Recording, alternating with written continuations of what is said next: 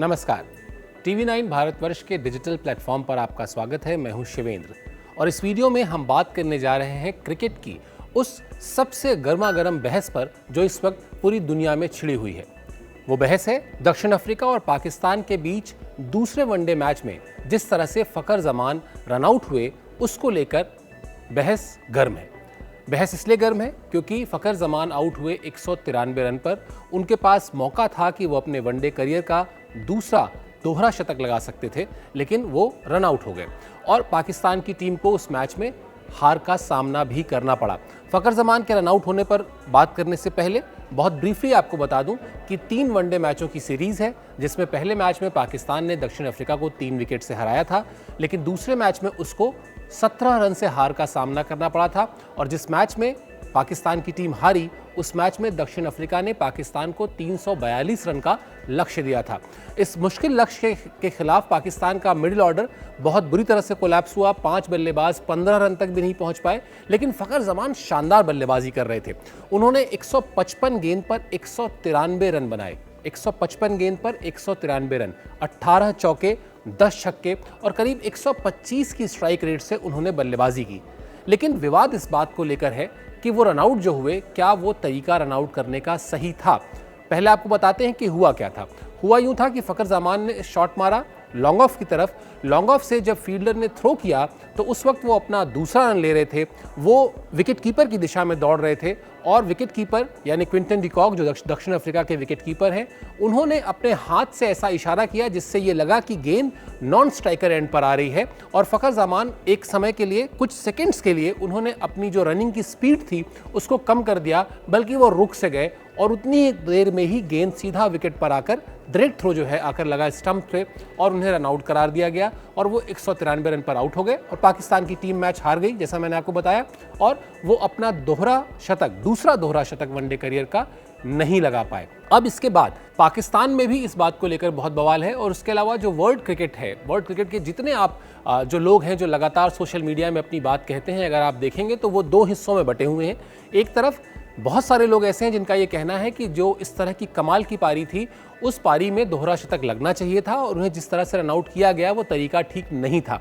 लेकिन दूसरी तरफ एक बड़ा वर्ग ऐसा भी है जो ये कहता है कि फखर जमान को इस बात का ध्यान रखना चाहिए था कि वो अपने क्रीज को ऑक्यूपाई करें, वो क्रीज तक पहुंचें, ना कि उन्हें ये देखना चाहिए था कि क्विंटन डी कॉक किस तरफ इशारा कर रहे हैं। बाकी बड़े नामों को छोड़ भी दें अगर, तो पाकिस्तान की ही बात कर लेते हैं, क्योंकि पाकिस्तान का मैच था और फखर जमान पाकिस्तान के ही खिलाड़ी हैं।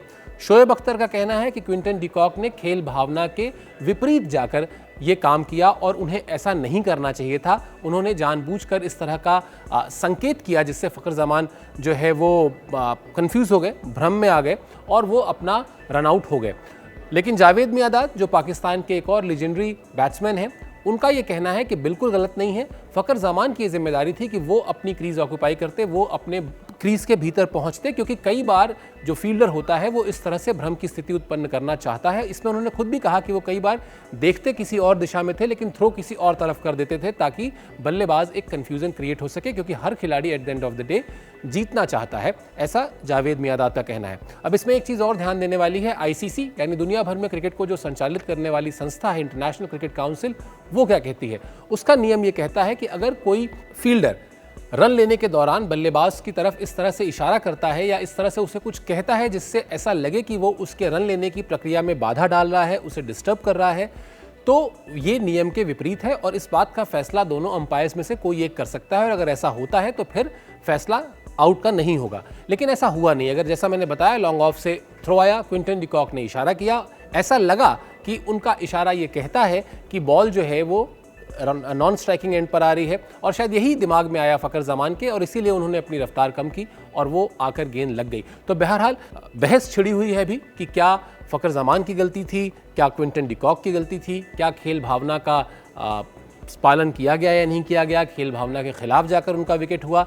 और जैसा मैंने कहा कि बहुत सारे जो क्रिकेट के दिग्गज हैं, जिसमें कमेंटेटर शामिल हैं, जिसमें पूर्व खिलाड़ी शामिल हैं, वो अपनी अपनी बात रख रहे हैं। लेकिन फिलहाल स्थिति ये है कि फखर जमान को आउट दिया जा चुका है, वो अपना दोहरा शतक दूसरा चूक चुके हैं और अब जो बड़ी चीज़ है वो ये है कि जो तीसरा मैच है वनडे सीरीज़ का पाकिस्तान और दक्षिण अफ्रीका के बीच, वो हो गया है एक फाइनल की तरह, क्योंकि दोनों टीमें जीत चुकी हैं एक एक मैच। तो तीसरे मैच का इंतज़ार हर क्रिकेट प्रेमी को रहेगा, क्योंकि जब तक आईपीएल नहीं शुरू हो रहा है तब तक हम भी, भारतीय क्रिकेट फैंस भी इसी सीरीज पर निगाहें गड़ाए हुए हैं।